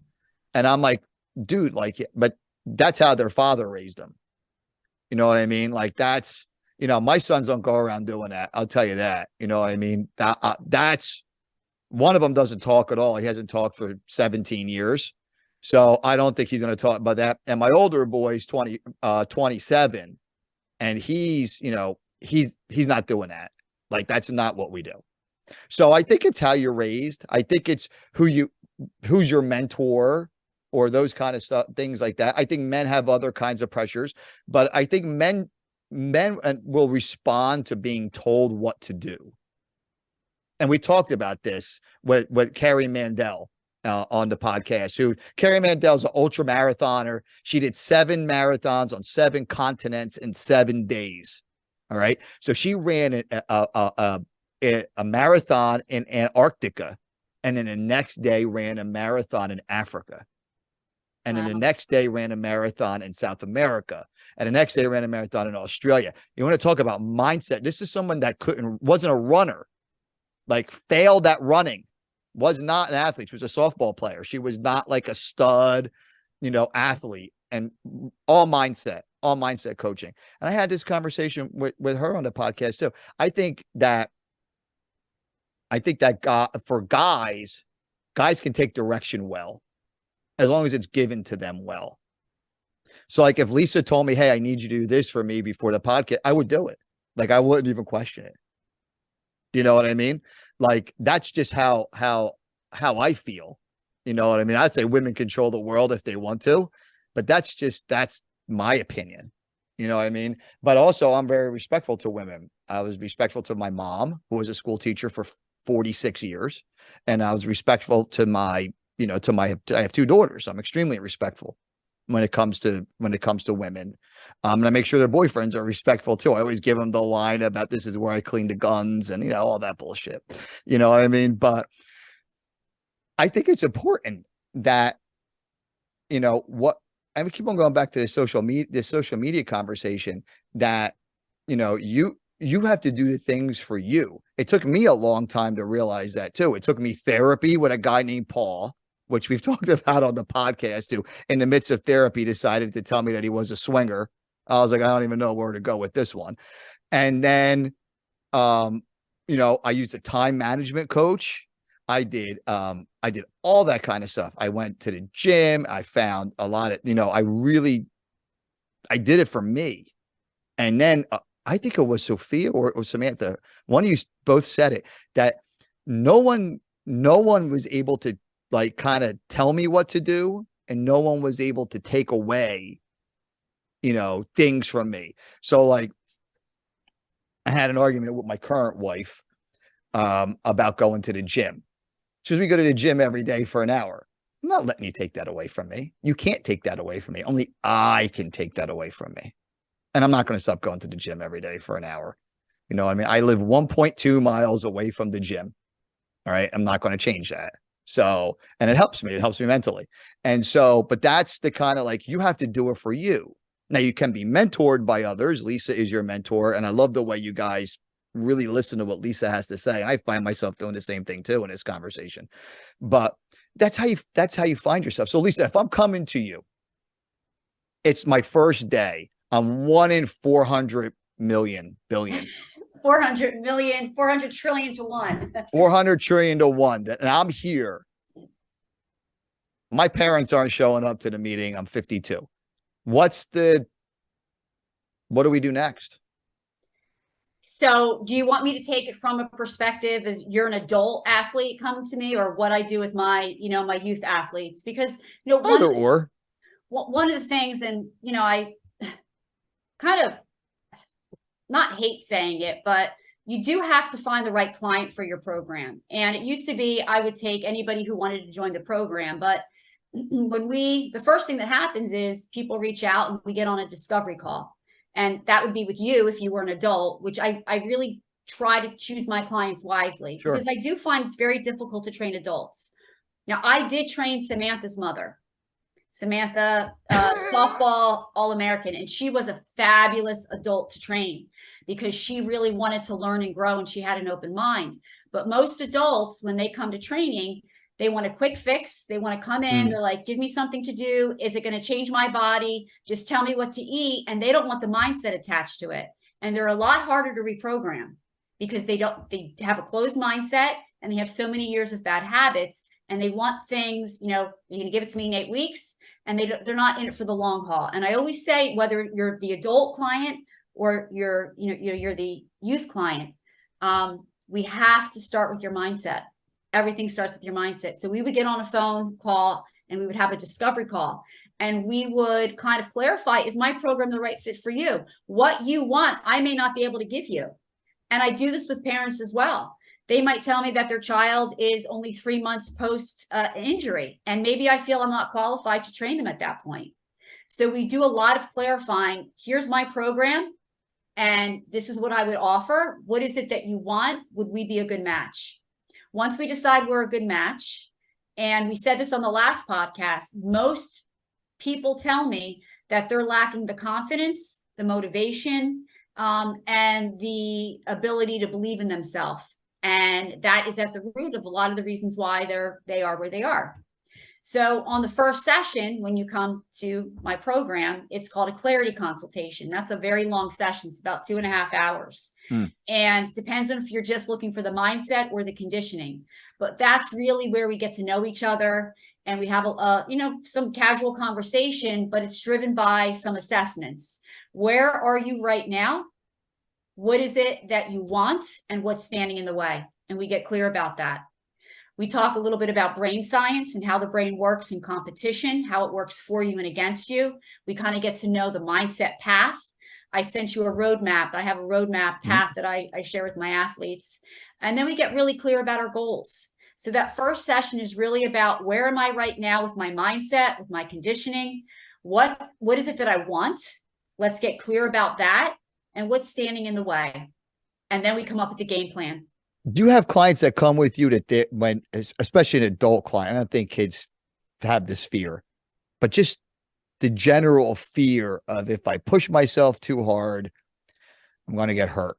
If I push myself too hard, I'm going to have a heart attack and keel over on the Appalachian Trail. Like, do you have clients that have come to you with that concern, or like that as a block? With kids who are injured, yes. So Really? kids who have been injured, absolutely. But as I said, my training program has really evolved. I do a lot of body prep and dynamic movement prep with my athletes. That's one of the things that really I feel the need to teach them, and that I kind of I find myself being somewhat different in a conditioning program, because I never want them to walk out of my sessions feeling like I push them to the brink. I don't feel like that's what training is about. It's more about being consistent over time with your training than being intensive in your training. So that's really where I've backed. I know Samantha started with me a while ago, and they kind of had this fear of Coach Lisa and the program is going to be too hard. But in terms of the conditioning aspects, I do a lot of education. The girls can speak on that in terms of body prep, injury prevention, and how to get your body right before you even start working out. And I feel like programs aren't doing that with kids and with adults. I feel it's get into the gym, do a few arm circles, run around the field, and let's go. And that's not the way to train people. Are you talking about gym class, or are you talking about like? No, I'm talking about coaches. Coaches, right? Yeah, I'm talking about you, even the way that you prep your body. So many kids today are injured, and it's the way that they're prepping or not prepping their body. Right. And they have to understand their body. So I know, Sophia, the first 30 minutes of our session, at least in the beginning, is creating this routine of body prep, activation, and dynamic warm up. And then our session only lasts, Ray, the working part of our session, maybe 30 minutes. Right. 35, 40 minutes. The first part is prep. And I don't push them to the brink where, they're feeling like they're going to cave or they're going to give out. That's not what a workout should be. And that's the problem, I think, with a lot of these programs and a lot of these coaches. They push these kids to the brink. I'm all about the minimum effective dose. What's the least amount I can do and get the best effect? You know why? Because you're going to preserve your body and you're going to be able to get at it longer and more consistently. That's interesting, because when you train with a trainer, that trainer tries to beat the hell out of you. So like, I'm on a mission where the gym that I go to Robert Wood, right? And there's a lot of, every 6 weeks you can get a training session. So I try to pick somebody different, and just to say, I want to work out with this person. And that person will really, if they're decent, they'll like put you through the paces. You know what I mean? They're not talking about mindset coaching. We're talking about, a staff coach at a commercial gym with 7,500 members. But they don't even know you yet, and they're putting they don't know you paces. That's not the right approach. That might not be the right approach. That's exactly where I was going with that. And that may not be the right approach. I just want to talk about real quick, just divert for a second. I want to talk about having thick skin. This is the text message that Rob just sent me. Back up. You look like a fish. So that just came from Rob, I'm in his house. You are legit. Hold on, Ray. There was a part where you were like this. You were like in front of the camera. And I'm like, intense. But just so everyone knows on the podcast, Ray just got wheels on his chair because he said he was going to be a big boy and not roll around into the front of the camera. So he wasn't doing this the whole time. Like, he looked like a fish. Looked like he was going up to the lens. Oh my God. That's it. So I'm going to talk about having thick skin. There you go. Got to have thick skin. When the producer of your podcast from his basement texts you, you look like a fish, back up. Some other choice words were in there that we don't need to get involved in. But that's it. So I never speak to anybody like that while I'm coaching them, Rob. I just want to let you know, like, I don't do that, but I do have thick skin. And thank you. Just your employees, right? Right. Oh my God. Listen, some of these guys, I don't know. Not the three guys I work with now are great. So I really, really enjoy working with them. I'm exhausted today because I have this house. I have a client that he has to build his ex-wife a house. Oh, boy. And the ex-wife is not sparing a nickel of expense. Not a nickel. The best of it's on a 5-acre horse farm. It is. I sent Rob some pictures. We can't show the pictures, Rob, because of whatever, but I sent Rob some. It is stunning. It is absolute. I mean, there is no fooling around here. So I wish I would have married the guy. and got divorced. I'm just can't saying. with- I but- can't with Ray. You know what I I mean? can't It with him anymore. the podcast immediately goes off the rails as soon as I can't. get off my notes. Lisa, I've actually been really, really focusing on staying on my notes with this Would you- podcast, which Would is you great. mind, just because I think it's such an important piece, because I think that, I think we touched upon something, you know, we strayed away from the mindset a little bit. And we talked about the conditioning, but I think the way that you describe trainers, not all trainers, but a lot of trainers, is the traditional way to kick somebody's butt. And I don't know, so like Sophia or Sam, if Ray was coming into the program and he was going to get a workout, you guys know enough about my template of training physically. What would that look like? What does that look like for you guys when I'm training you? Like the first session, or like Just in like a general like session. a breakdown of what a session looks Do like. you feel like you can't walk out of there and you're not gonna be able to get in your car and drive home? No, I have definitely felt like that, but That's like the first but session. that usually is because I didn't prepare well. But usually what Lisa's sessions look like are you go in, or you go to the track, you go to the gym, you go to her gym in her garage, and you do a little bit of mindset to start while you're like foam rolling, while you're stretching. And that's honestly like the best part, to like set your intention for your workout kind of. And I still do that now. Like, I mean, I'm now working out for like health, but you still have to like set your intentions for why are you here. And then you do your dynamic warm up, your stretching, your everything like that. And then you do a actual warm up. And honestly, like Lisa was saying, that takes like majority of the session. Like that's probably like 35 minutes from when you walk into the door to when you're warmed up. And that's really how long it should take you to warm up, because you have so many different muscle groups of your body that you have to warm up and activate. And so 35 minutes in, you're kind of warmed up. And so the next 30 to 40 minutes is the working part. And so it kind of depends if it's like a running day, if you're on the track, you're doing sprints, or if you're in the gym and you're doing weightlifting, stuff like that. And then usually Lisa finishes with a cash out. So it's just like a burner. And all throughout it, like Lisa was saying and Sophia touched on too, is you don't really ever, I mean, you work hard. You work harder than you probably think you could work. But like, I know girls who have like thrown up from working out, and I've never done that. And I don't think I ever will come close, because Lisa will say, hey, you know what? We're not like, I don't think that's good for you. And I'm like, okay, that's fine. Like, I remember one time we were on the track, and I like something I'm like, I was older. I was like 23 when I was with Lisa for like a whole year of COVID. And so something like with my knee happened for like a quick second. And I was like, you know what? It's fine. Like I just like shake it off and you're good. And Lisa was like, no, like, nope, we're not doing that anymore. Like no more lateral movement for today. We're just gonna do straight motions. And I was like, okay, like, sure. Like honestly, like I'm more like, no, I can do it. But Lisa's like, we're playing the long game. We don't need to kick your ass right now, because we have like 6 more sessions to go in the future. So that's usually how but by the end, I mean, like you're gassed, like you're very tired and you're very hungry. And so, and all that you're thinking about during the cash out is what you're going to go home and eat. And honestly, that's what we talk about. Like, okay, what are you going to go home and eat? Because when you're finishing up your session, you got to figure out how, sorry, you have to figure out how you're going to refuel all that you just, like gave up. So eggs, avocado toast is at least a favorite. And then like a ton of water. But yeah, so that's you're usually getting how your carbs and your protein in. But yeah, the other thing, and Sophia just kind of, she just finished the program with me this summer.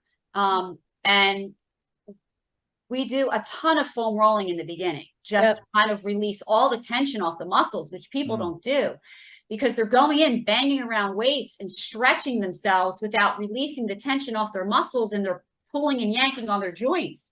And I think this is why you're seeing kids with a lot of injury. But the other thing is, I have to ask my athletes, what did you do this week? before you came to me? What did you, if you're coming to me on a Wednesday, but you had 2 heavy workouts Monday, Tuesday, guess what? I got to change my game plan. I can't train you with the same game plan I had in mind if my workout is going to be counterproductive to what you did the rest of the week. And we're not seeing that with these athletes, with their teams, with their conditioning coaches. They're just kind of like going in with the game plan. Well, this is what we're going to do. But I always ask my athletes, what is it that you did? Because my workouts have to support what you're doing throughout the week. Do you find that your approach is like almost supplemental to what the like say the strength, talk about college sports for a second, to what the strength and conditioning coach is doing? Do you feel as though it's like a supplemental part of it? Well, because these kids are so overtrained when they're not with me, I feel like recently I've really had to change my game plan in the type of sessions that I prepare.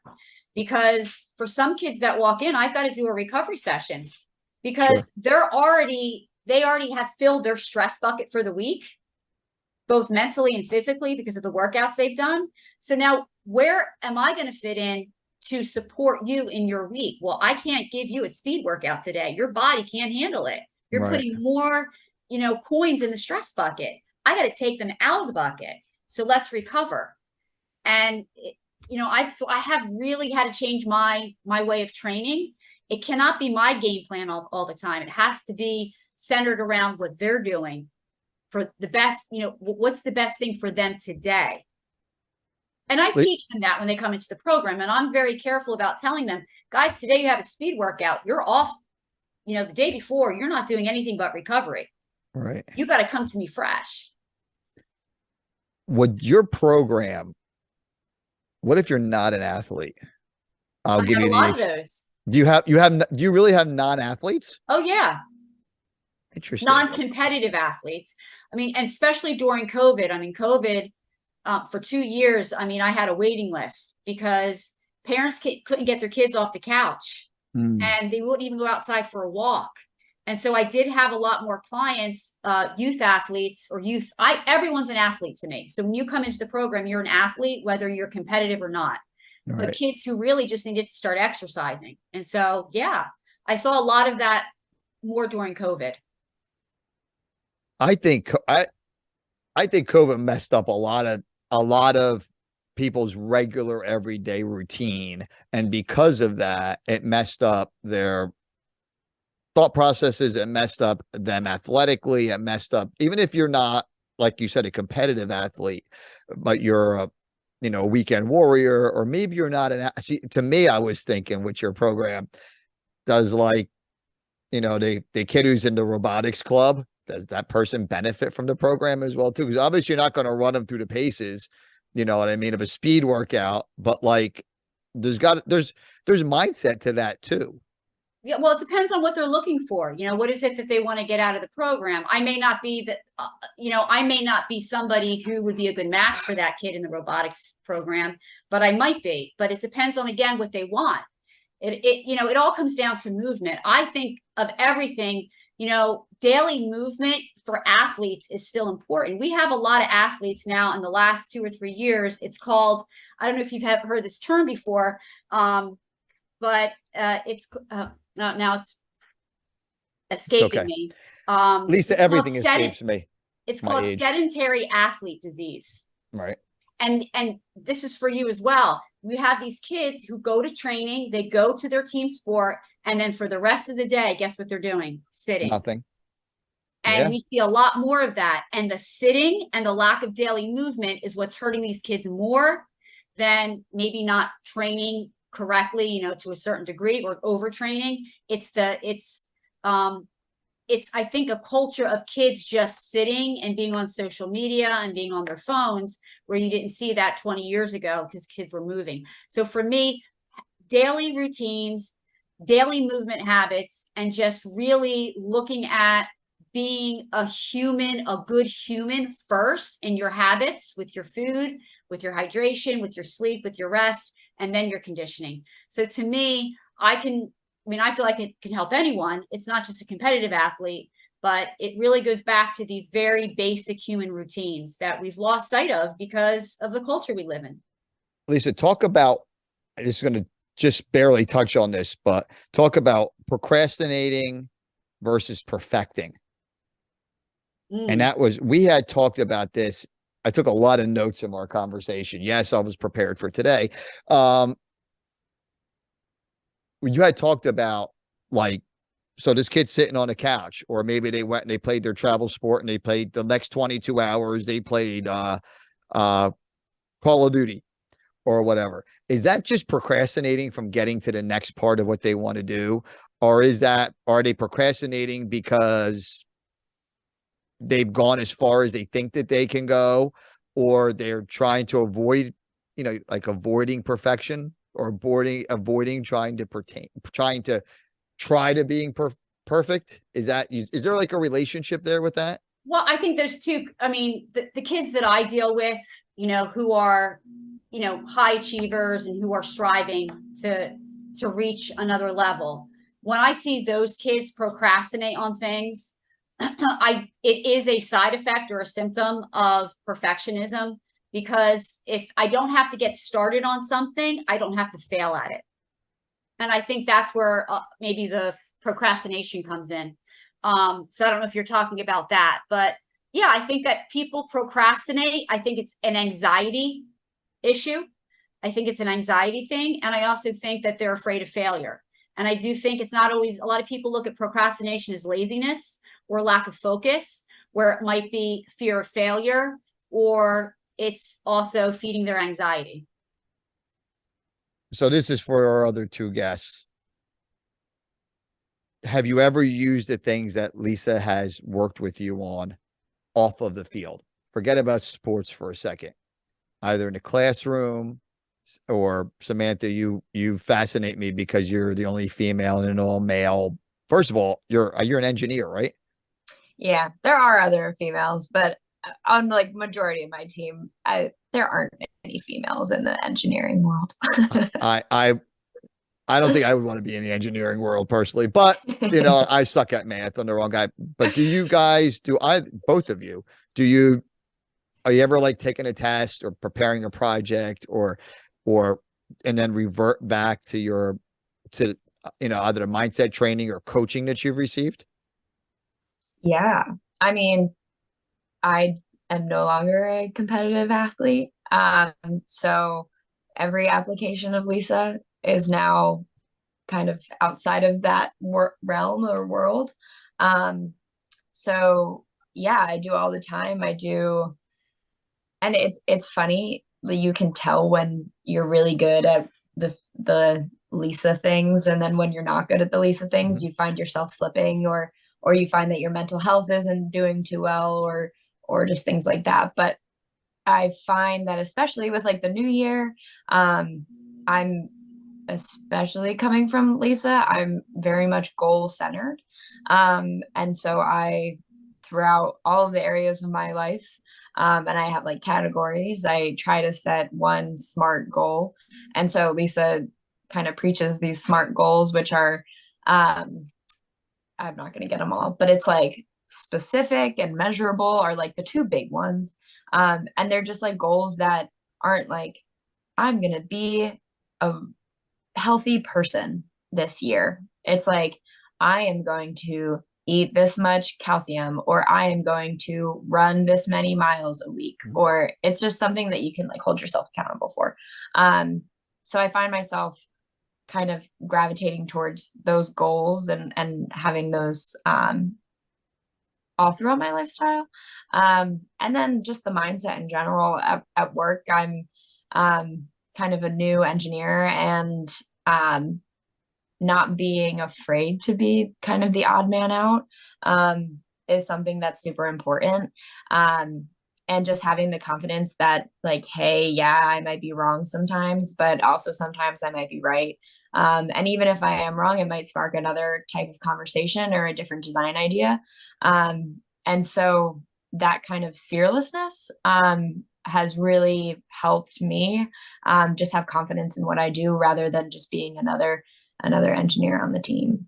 What are you engineering? I'm fascinated by that. Yeah, so we do we're a defense contractor, so there are a bunch of different things that we do, but my specific program, we do EW, which is electronic warfare, so it's radar jamming. That's freaking awesome. We could do a whole podcast on. We could do a podcast on that. That's really cool. Did Yeah, you see it's fun. yourself doing that in college? Were you like, I want to work for a defense contractor as an engineer, or like, was that like a goal? No, and Lisa can probably attest to that. It probably wasn't a goal. But it was, I knew I love math, I love science, I love physics, and I'm horrible at reading. And so that kind of lends itself to engineering. And I knew that I wanted to be something hands-on. I actually worked in construction for a summer. Oh, cool. Yeah. And I knew that I wanted to do something dynamic, like something that moves. And I wanted to do something that pushed my boundaries. And so defense kind of like followed in that. And I had an internship when I was a sophomore in college that got me my security clearance. And so once you get your security clearance, like defense contractors like pick you up left and right because Sure. security clearance costs a lot of money. And so once they don't have to pay that, you're in. Oh, it's awesome. And so, yeah. And so my path just kind of led that way. Will I stay in defense forever? Probably not. Because I like the East Coast, and majority of defense contractors, especially, are on the West Coast. If you want to do anything that's like West Coast or South, if you want to do anything that's like bigger, just Yeah. because you need space. Yeah, sure. And New Jersey is kind of compact. And so I don't know if I'll stay on it forever. It's supporting the lifestyle that I want now, but definitely as I kind of set my goals for next year and my 5-year plan, since luckily Sophia's still in college, so her goals are like months, and it's really harder to make goals like 5-10 years out, I'm learning. But Samantha, I'm going to take all the pressure off of you. All right. I'm 52 years old. I have no real goals. Yeah. Right. And You I should say, probably get Lisa's some. laughing at me, right? Lisa's laughing at me. But I'm successful. Right. Oh, for sure. But we had to give a pitch for one time for a loan for an insurance thing that we were doing for work. Yeah. This was many years ago. And the guy said to me, he goes, "What's your 5-year plan?" Yeah. I said, "I'm trying to get this loan today, bro. Like, I don't have my goal is to get this loan from you." Yeah. And the guy looked at me, right? And he was like, he was perplexed. So this was like a mid-sized bank. So like if the guy was the president of the bank, he comes to sit in on the meeting, right? And this kid like I was working with the loan officer. Guy was nervous. He goes, "Here's the president of the bank." And the guy looked right at me and he said, "That's the guy you want to lend money to." Yeah, And the guy who doesn't have a 5-year plan. My partner looked at me. We looked at each other like, we're not prepared to have any of this conversation whatsoever. But we know we were buying an insurance company. We needed to. The loan was really easy because the bank gets to hold the money that they lend us. Sounds stupid, but that's part of the deal. Oh yeah, yeah. And that's why they wanted to lend us the money. The shock that we didn't have a 5-year plan but it takes all the pressure off of you, right? So you could be an engineer. I know nothing about engineering, so I know nothing. Or you could teach. Yeah. That's what I'm having, a little bit of a change of career, and I'm a little bit nervous, Lisa. I'm going to tell you, I'm going to be very honest. I was thinking about it today. I'm going to be teaching at Mercer County Community College in January. Rob is a professor at Mercer County Community College. Oh, wow. So I'm a little nervous. This is my first teaching gig. You know what I mean? So like, I get to help develop the class. I get to do whatever. My stepmom was a teacher at Mercer. She taught math at Mercer County. So I'm, to me, it's like, but I was thinking about it. Like, do I have a plan? Like, my plan is to teach at Mercer County. Yeah. Like, my plan is to continue to have my construction company.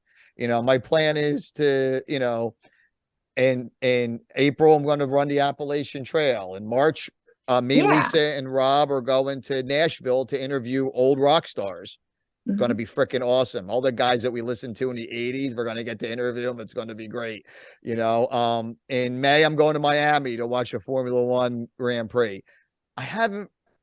Ever since I started thinking about life that way, Mhm. I hit all my goals.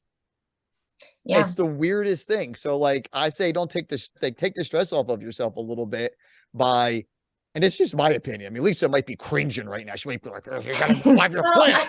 But I you think know, before I think that especially the new year coming, and I did this last year, I think it's really important to have a vision of who you want to be this year. I think that's that true. might be the question that you want to ask yourself. That's Who a is good it that question. Ray wants to be? If you're struggling with, well, I don't write my goals down, or I don't really have a 5-year plan, those things are like external. Who are Right. you? What is the vision that you're going to live into? You have to write that down and create that avatar of who Ray is in the next year and then live into it. And I would say that's a good place to start. Lisa, I live in consistency. I do the same thing every day.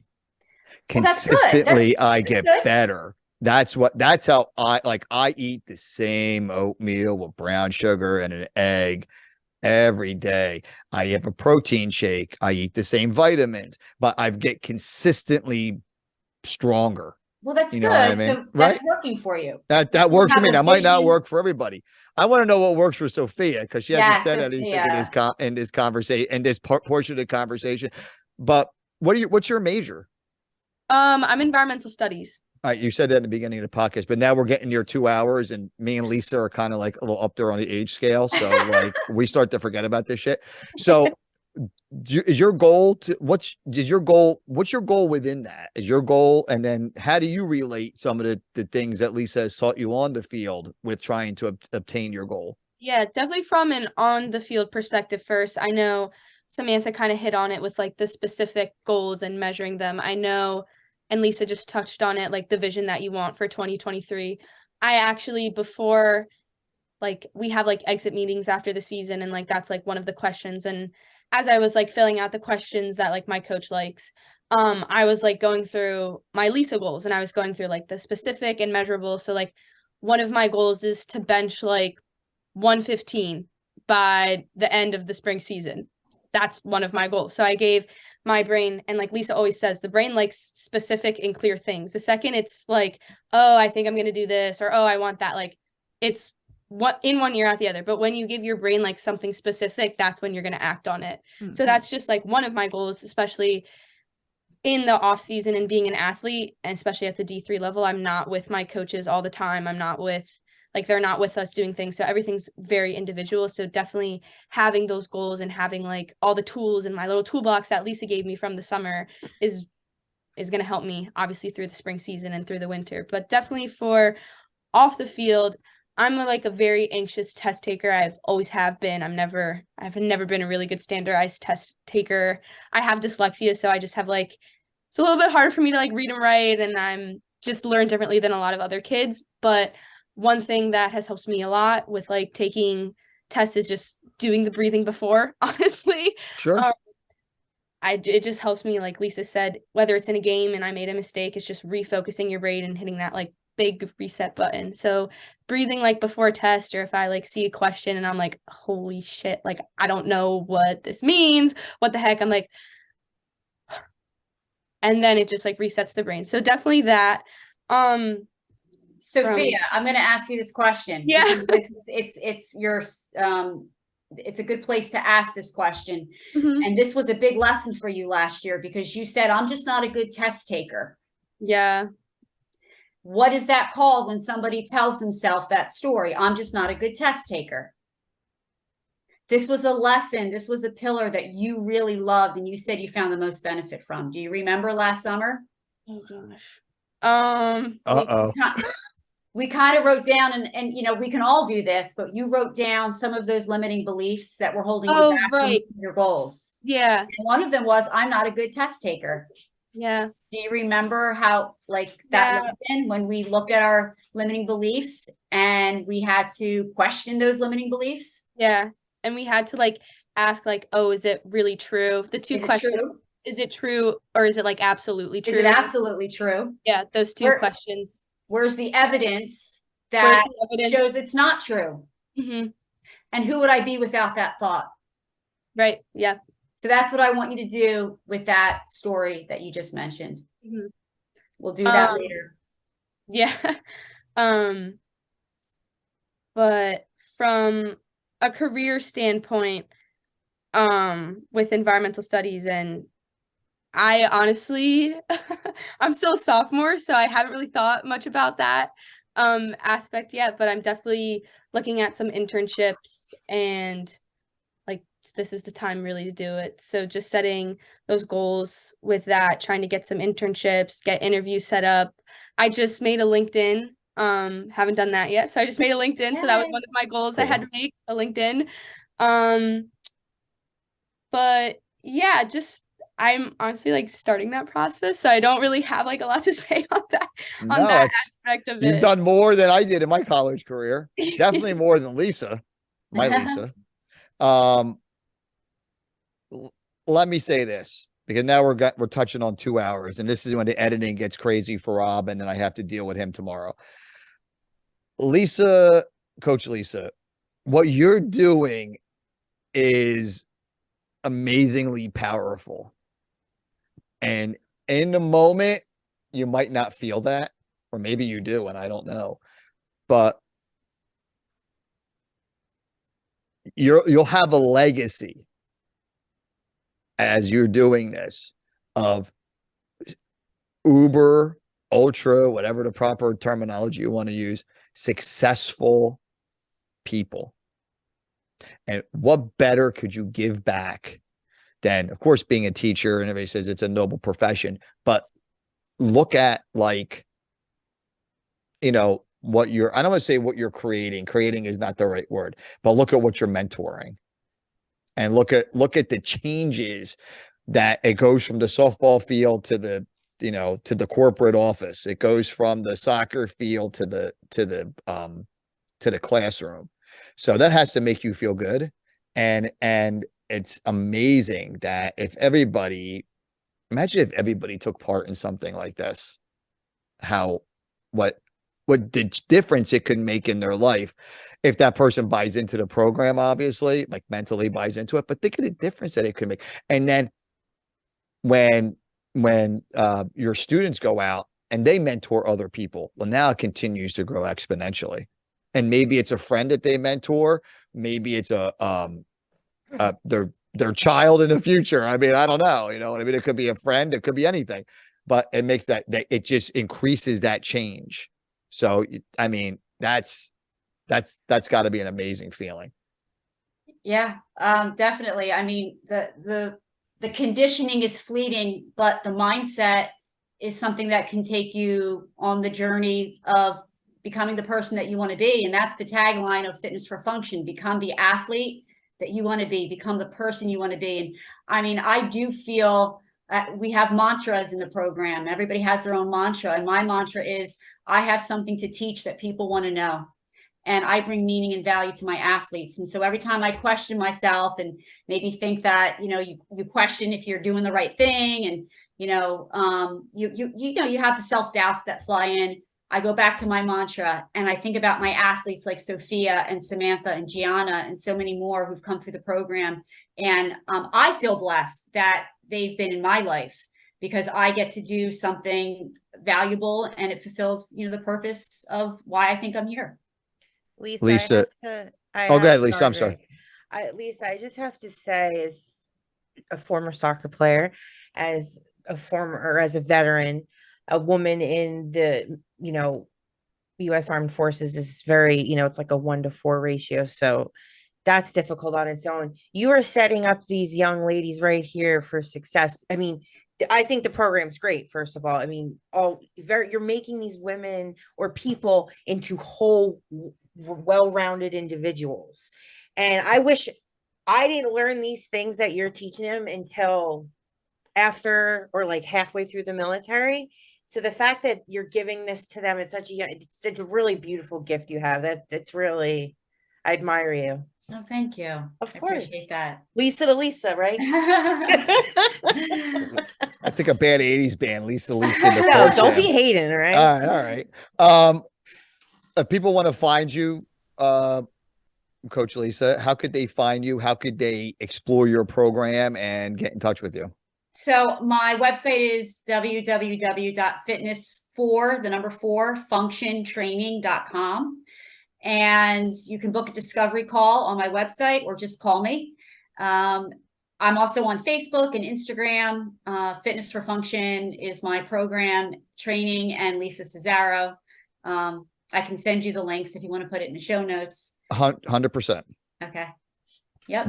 I'll send you an email of everything that Rob needs so we can get this going. And Samantha and Sophia, thank you so much for coming on the podcast and, sharing the awesome relationship you have with Lisa and, and also your lives too. And so, your friends are going to watch this and be like, what a bunch of dorks. But at the end of the day, it's cool. And I really enjoy talking to you. Yeah, this was awesome. Thank you so much. And Lisa is the best ever. So Thank yeah. you for coming, guys. I love you. So fun. Thanks for having us. It was Yeah. awesome to talk to all of you and see Samantha and Lisa again. Just can't talk enough about her. She's literally the best. She's awesome and has really made a huge impact on my life. Wonderful. You got to end it on that. And best of Ladies, luck to you, both of you ladies. Thank you. absolutely. you. Thank you so much for coming on the podcast.